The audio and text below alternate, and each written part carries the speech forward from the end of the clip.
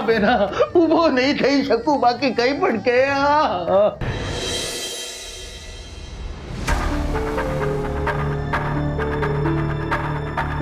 માણેક, તમને ખબર છે આજે મંદિરે શું થયું?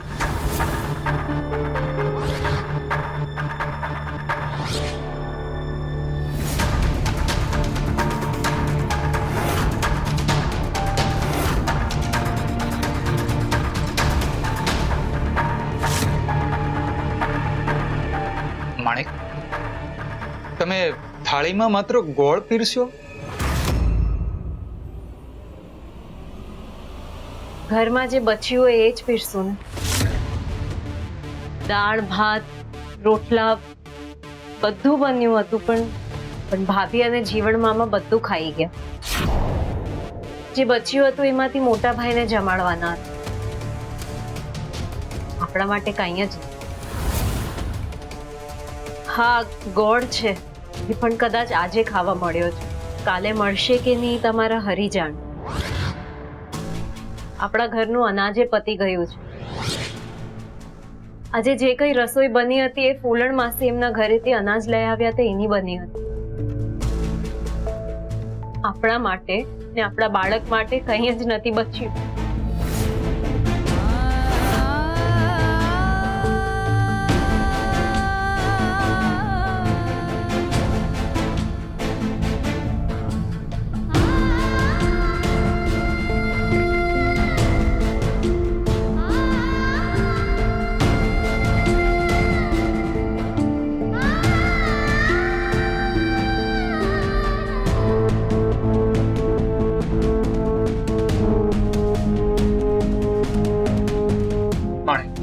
તમે દુખી ન થશો.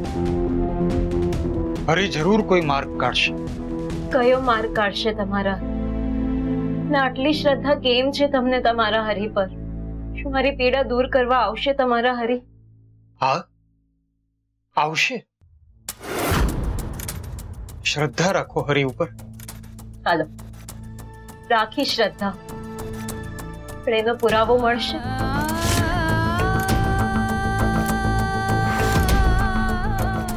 મામા, ગોમતી કાકી આ કંસાર બનાવ્યો છે. એમણે કીધું કે તારા નરસિંહ મામાનું ભજન સાંભળીને ચમત્કાર થઈ ગયો. એમની ગાય 2 દિવસ પછી દૂધ આપવા લાગી. એમના આનંદમાં એમણે કંસાર બનાવ્યો હતો, તો તમારા માટે મોકલ્યો છે.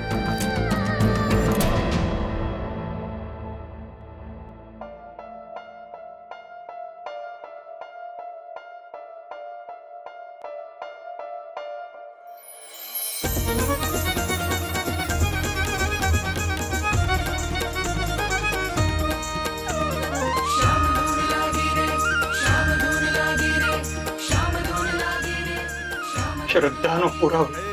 ભક્તો એવા બહુ થયા જેણે કર્યા પ્રભુના ગુણ ગાન રે, કર્યા પ્રભુના ગુણ ગાન રે. એવા ભગતની આ વાત છે જેની ગાથા કહે ભગવાન રે, ગાથા કહે ઘન શ્યામ રે.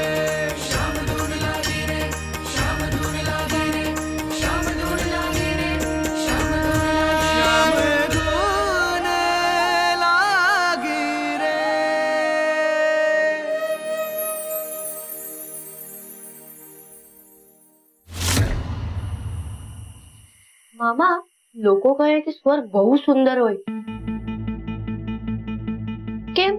કેમ કે સ્વર્ગમાં ભગવાન રહે છે, ત્યારે પૃથ્વી પર માણસ રહે છે. અને જો માણસ એકબીજાને નડે નહીં તો પૃથ્વી પણ સ્વર્ગ બની જાય.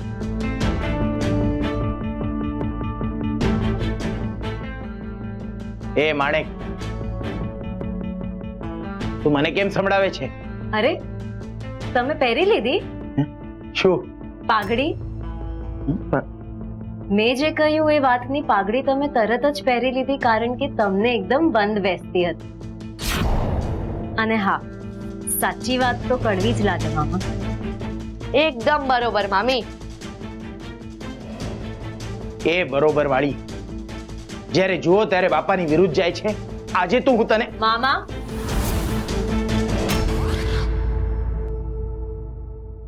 મારી હાજરીમાં તો તમને નહીં જ મારવા દઉં. માણેક, શાંત થાવ. તમારા પેટમાં બાળક છે, આટલો ગુસ્સો સારો નહીં. મામાની વાત સાચી છે.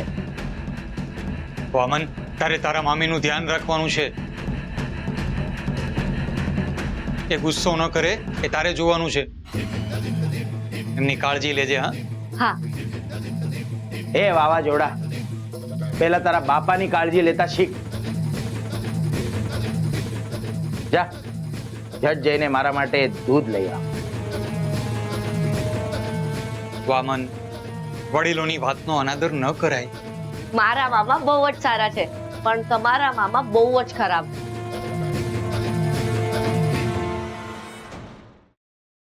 એ ગોબા, વામન!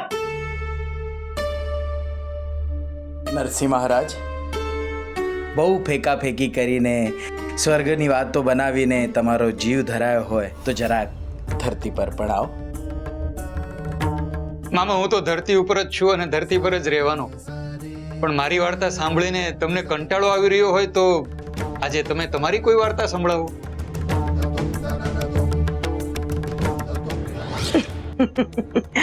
જીવી માણેક પાણી પીવા આવશે અને આના પર પગ પડશે કે ધડાક.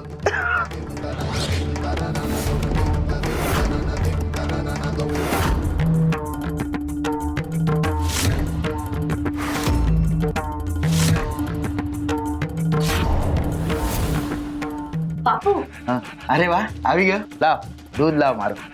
ઝવેર કોઈ તમને રસોડામાં બોલાવે છે. કોને? મારું દૂધ ક્યાં છે? તમે જે જાઓ ને.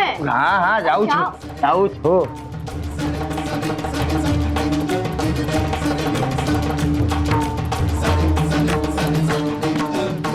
વામન, તું દાંત શું કામ કાઢે છે? શું થયું? આ નક્કી કઈ તોફાન કરીને આવ્યો છે. હું જોઈ આવું.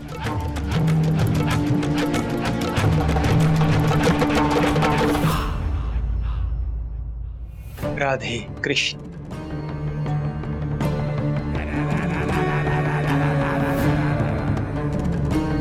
શું થયું બેડા?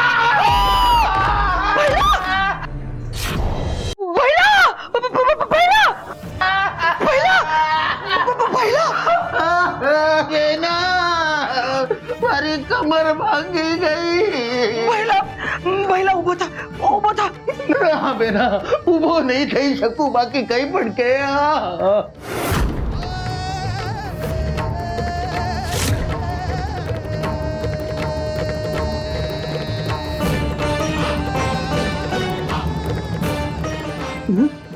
બેના, રસોડામાં લખોટીઓનું શું કરતી હતી તું?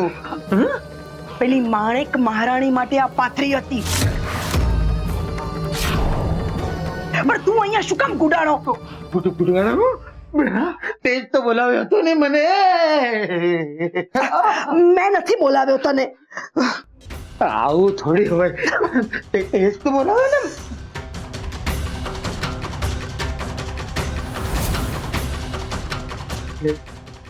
એટલે વામન,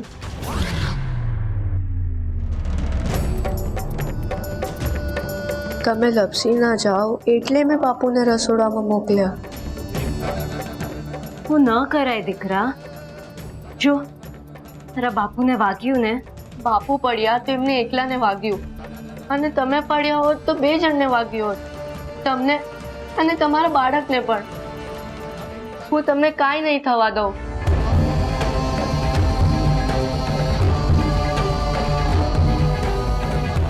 ભલે મેં તને જણ્યો નથી, પણ મારા જણ્યા કરતા ઓછો એ નથી. તે મને બહુ મોટી દુર્ઘટનામાંથી બચાવી લીધી છે દીકરા.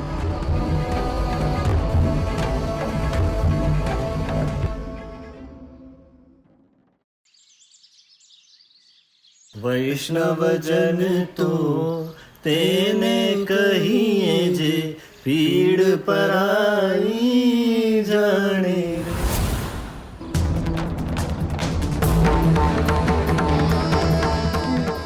હા, જય આકેશ. તેને કહીએ જે પીડ પરાઈ જાણે.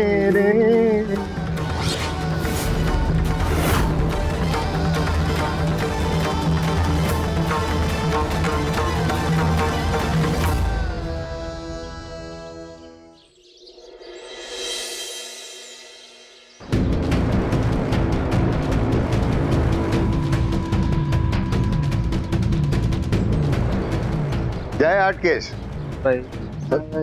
ને તો તેને રે કહીએ જે. વૈષ્ણવજન તો તેને કહીએ જે પીડ પરાઈ જાણે રે. જોયું પૂજારી બાપા, આ નરસિંહ ખબર છે એનું ભજન બધાના મોઢે થઈ ગયું છે, એની પ્રતિષ્ઠા વધી રહી છે, લોકોમાં પ્રચલિત થઈ રહ્યો છે. આમાં હજી કાંઈ ઉમેરો કરીને બોલવું તારે? પણ મારા પર ગુસ્સો શું કામ કરો છો? આ લોકો શાસ્ત્રમાં લખેલા શ્લોક સામે આ ખાડા કાન કરે અને નરસિંહના ભજન ગણગણે તો ખોટું જ કહેવાય ને પૂજારી બાપા.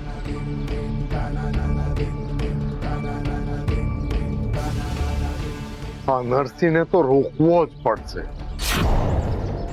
પૂજારી બાપા,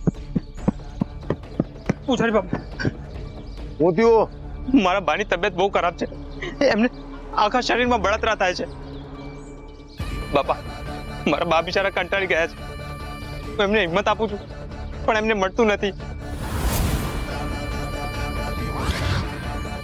બાપા, તમારા શાસ્ત્રોમાં આનો કોઈ ઉપાય હોય તો બતાવો ને. તમે જે કહેશો હું કરીશ. જો 9 ગ્રહોની શાંતિનો યજ્ઞ કરવો પડશે તો જ એમને પીડામાંથી મુક્તિ થશે. હા છે બાપા, મારી બાને સારું થઈ જાય ને. હાસ તો બાપા, આજે જ યજ્ઞ કરો અને મારી બાને બીમારીમાંથી ઉગારો. પણ આ વિધિ થોડી ખર્ચાળ છે, તને પરવડશે? તમે તૈયારી કરો, હું વ્યવસ્થા કરી લઈશ. હું મારી બા હાટું કંઈ પણ કરી લઈશ. હા તો તું ઢોકળાની વ્યવસ્થા કર, નાઈ ધોઈને જલ્દીથી આવી જા મંદિરે. જા. બાપા, તમે તો ભગવાન જેવા મળ્યા મને.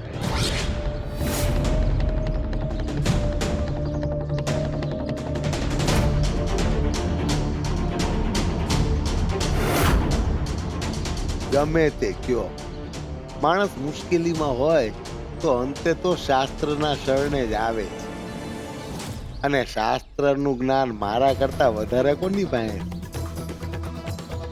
ઓલા નરસિંહ પાસે તો તણખલા જેટલું ન હતું. એને ભજન ગાતા તો આમ ચપટી વગાડીને રોકી શકું.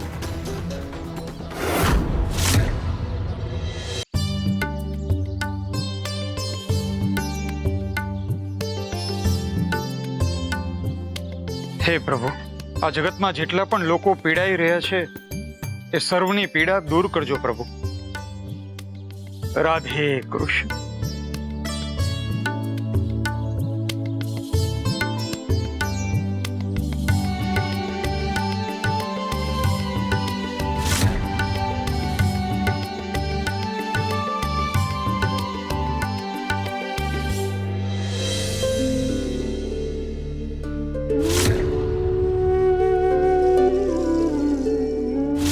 વૈષ્ણવજન તો તેને કહીએ જે પીડ પરાયે જાણે રે. વૈષ્ણવજન તો તેને કહીએ જે પીડ પરાયે જાણે રે. પર દુઃખે ઉપકાર કરે તો એ મન અભિમાન ના આણે રે. વૈષ્ણવજન તો તેને કહીએ જે પીડ પરાયે જાણે રે.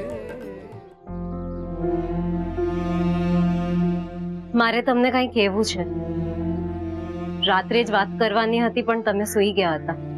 હા બોલો, શું કહેવું છે? હું પડી જાઉં અને મને કંઈ થઈ જાય એના માટે કાલે રાત્રે ભાભીએ રસોડામાં લખોટીઓ પાથરી હતી, પણ વામને ખરા સમયે આવીને મને બચાવી લીધી. જેની સાથે હરી હોય એનું ક્યારેય કંઈ ખરાબ ન થાય. વામન તમને બચાવવામાં નિમિત્ત બન્યો, એનો અર્થ સમજો છો? હરી તમારી સાથે કંઈ જ ખોટું નહીં થવા દે.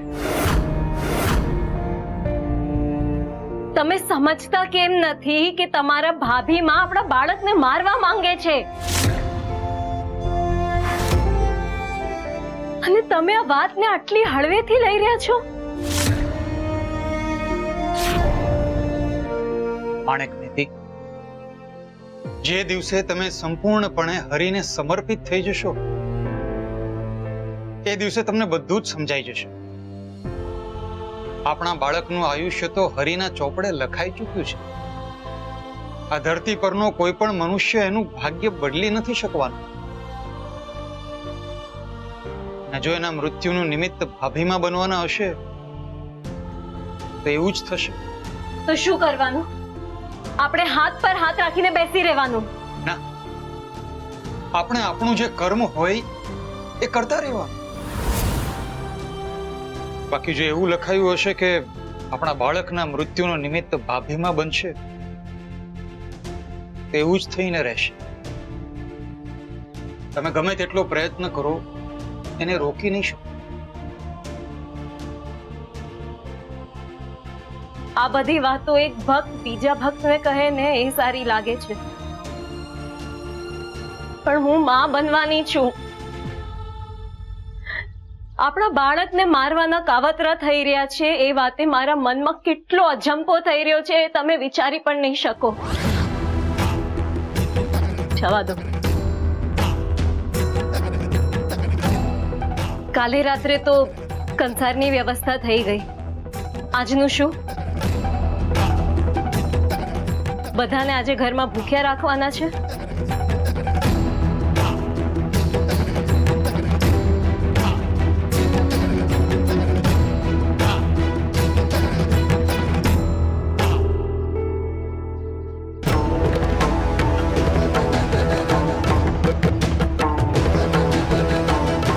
માણેકા, તમે પેટીમાં સાચવીને મૂકી દેશો?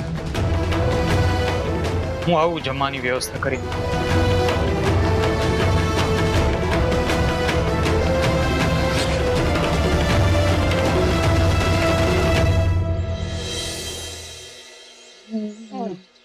મહાદેવ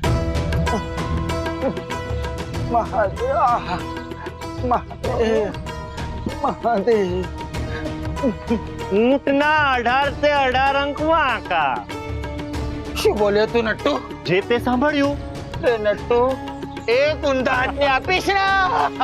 એ ઊંધા વાળી, પેલા તું સીધી રીતે ઊભો તો રે. બાકી જીવન એ જે કર્મો કર્યા છે ને એની સામે તો આ બહુ ઓછું છે. ઉપર વાળાએ તો આનાથી પણ કાંઈક મોટું લખ્યું હશે તારા માટે. નટ્ટુ શું બોલ્યો? શું બોલ્યો?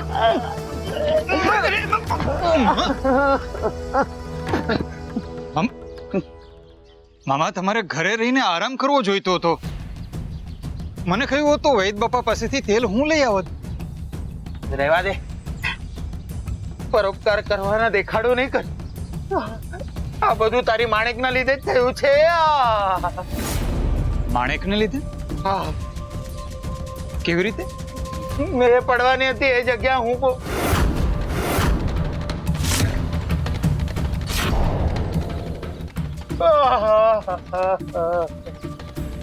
રામ રાખે અને કોણ ચાખે. સંભાળીને જજો.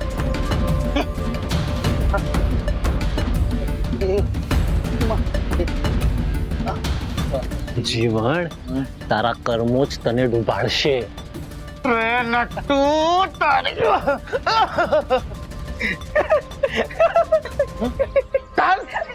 નરસિંહ, સાંભળ ને, આજે ખેતરે બહુ કામ છે અને મારો દીકરો બીજા ગામે ગયો છે કામ. તું જરા મદદ કરવા આવીશ? કાલે રાત્રે તો કંસારની વ્યવસ્થા થઈ ગઈ. આજનું શું? બધાને આજે ઘરમાં ભૂખ્યા રાખવાના છે?